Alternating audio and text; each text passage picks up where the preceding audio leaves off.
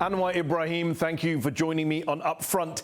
This year has been a bit of a roller coaster for you, hasn't it? In May, you were released from prison after 3 years behind bars on what are widely considered to have been trumped-up charges. Your opposition coalition defeated the ruling BN coalition for the first time in 60 years and is now in charge. And you're widely considered to be the Prime Minister in waiting. Did you think 6 months ago that this is where you'd be today? Certainly not, Mehdi. I was optimistic that we will secure victory, but I did not envisage this much enthusiasm expressed by the Malaysians and the fact that now I'm a free man. And you're not just a free man, you're the de facto leader of Malaysia's new ruling coalition, the Pakatan Harapan coalition. You've joined forces with Mahathir Mohamad, the former Prime Minister, now Prime Minister again, who's gone from being your ally to your arch-enemy to your ally again. He's the man who supported your first conviction and imprisonment on these ludicrous corruption and sodomy charges. Many said were politically motivated. How can you trust a man like that? How can you work again with a man like that? Mahathir is now 92. He came up to me and said, Anwar, let's work together to save the country and rid the country of corruption, abuse of power. I took time.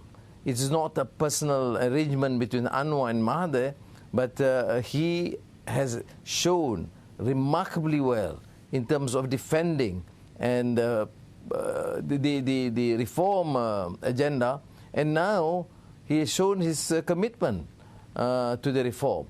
And I have no reason to suspect other motives, because at that age, with that commitment, I think we should then allow him. And for the last 4 months, we have been proven right. He seems to be consistent, effective, and that's why I and the party support him totally.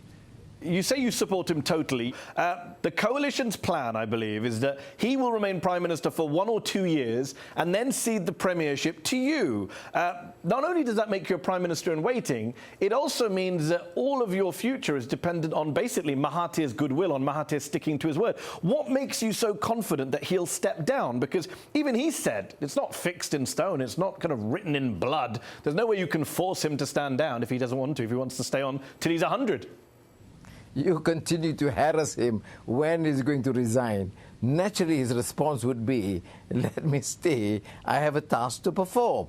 But what is important, Mehdi, is there was a written agreement signed in 2015 by all the leaders. And I see no reason why I should even demand or harass him to resign earlier, because I think what he's doing now is important, and I have at least some latitude myself to go around, meet old friends, relax a bit, enjoy myself as a free man. You say that you're enjoying yourself and relaxing, and yet when you were released in May, you said you weren't interested in a cabinet position in Mahathir's government. You said, quote, you wanted to take some time with the family, some space. You said you wanted to go on speaking tours, and yet now you've announced you're going to run for parliament in a by-election. What changed your mind? You say you wanted to relax, but it looks like you're desperate to get back into politics quickly and I guess be Prime Minister sooner than later. Mehdi, I was in prison a total 10.5 years. What do you do? Read and relax. Now, 4 months have passed since the last elections, and I think it's time for me to enter Parliament to assist in parliamentary reform.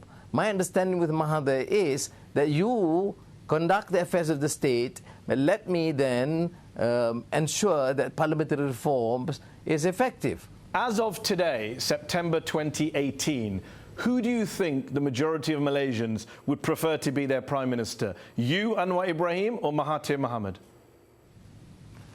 Well, there's no surveys conducted, but I'm happy that Mahathir is now the Prime Minister. He has a major task. We need a tough, a firm leader for now, and he's doing extremely well. I wouldn't mind if Malaysians generally endorse that. I think he is immensely popular, and I would grant that. I don't have qualms about it. I don't need to be an apologist to suggest otherwise.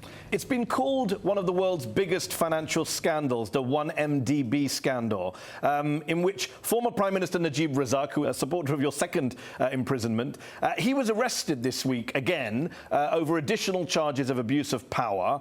Mahathir has called it an almost perfect case against Najib, who's also facing charges of bribery, theft of government funds, embezzlement. Mahathir says he holds Najib totally responsible for the 1MDB scandal. Do you as well? Yes, I first raised this issue in Parliament in 2011, and I have stood by it throughout the years till I was arrested and imprisoned in 2015. That Najib was responsible. He chaired many of these meetings. He instructed clearly the authorities to then disburse the funds. And it is atrocious. I mean, it is one of the worst financial scandals involving any government. And it is therefore imperative that action, stiff action, be taken. But then since this is new government have said and assured, investigations must be professional, prosecution must not be malicious, and the judiciary must be independent. So we'll have to wait. People were getting impatient. But then we had to wait. We have to go by the due process and the law. As someone who's been tried and convicted twice of sodomy, a sentence that can lead up to 20 years in prison, it can lead to whipping under Malaysian law. You told the Wall Street Journal back in 2012 that Malaysia's sodomy laws are, quote, archaic, that they should be amended. You said, quote, it's not my business to attack people or arrest people based on their sexual orientation. Do you still stand by that? Will Malaysia be repealing its sodomy laws once you're Prime Minister? Yes, I've said it, I maintain this. This is not only archaic, it is the British colonial laws introduced in India and replicated in Malaysia. It is completely unjust because one can be just accused and without any proper evidence, or in my case clearly. But then what is important is if we have a case against homosexuality, then it must be done in a transparent manner. The laws must be amended to secure, to ensure there's justice in the process. And it's not a matter of sexual orientation.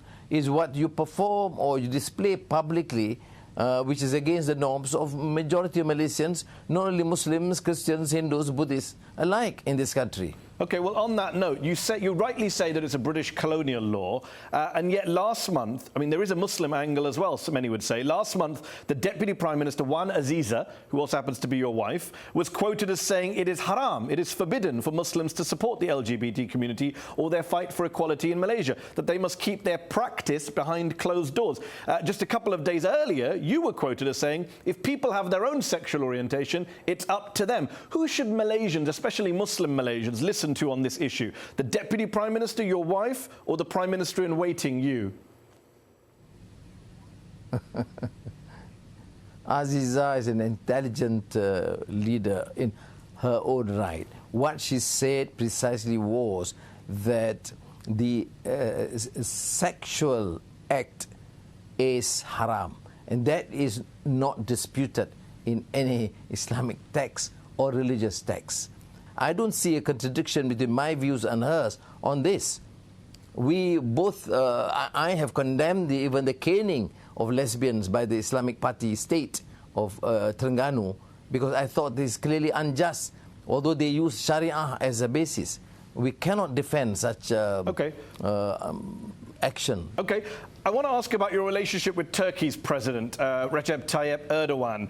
In a recent interview, you described Erdogan as, quote, the most popular leader among Muslims of Malaysia and outside Malaysia because of his position on Palestine and what happened in the Middle East. You said, quote, very few leaders of the world would have that courage to go and fight for justice like him. So does that mean that when you're Prime Minister, you'll be governing in a similar way to Erdogan? Is he your role model as a leader?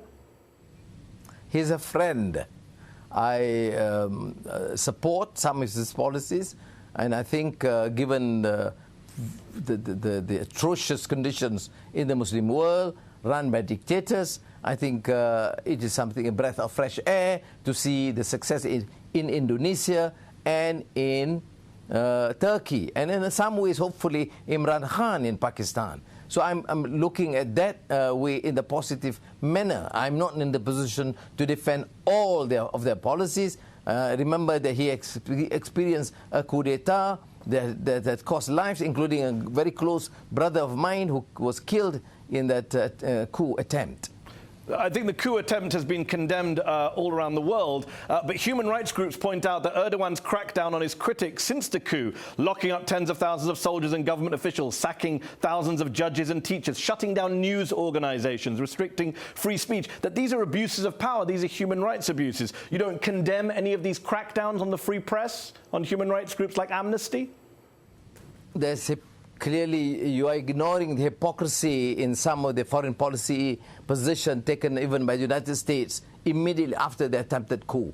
Everybody knows that. I'm not. It's not about the US. I've interviewed many US officials. I don't think anyone could accuse me of going soft on the US. I'm asking what about I'm saying, the crackdown in Turkey. No. Will you Let me condemn finish, that? because there must be not only the US, Mahdi. I'm talking about the crimes against humanity committed by many of the other Muslim countries were largely ignored because they were timid and complicit with some of the American policies. Now, let's go back. Your question is whether he overreacted after the coup. I would say yes, but I think given time, he should ease. And that's what my personal views expressed to him. But then to ignore the fact that there were hundreds of people killed, this is, to me, unacceptable. One last question, Anwar Ibrahim. You've said you forgive Najib Razak for what he did to you. You've obviously forgiven Mahathir, who you're now working alongside. There's not many people, there's not many politicians who, being in the position you're in now, would be talking forgiveness. They'd be looking for revenge or for justice, at least. How hard was it for you to forgive these people who helped lock you up? And where does that forgiveness come from? Well, it's a very painful process. It wasn't easy. But finally, we talk about the country. We talk about justice. Yes, we talk about compassion. And from my religious beliefs, what is the relevance of religion if you do not promote compassion and willing to forgive? Me, Aziza, and my children had to suffer all these years, 2 decades. It's a long time, and we did suffer.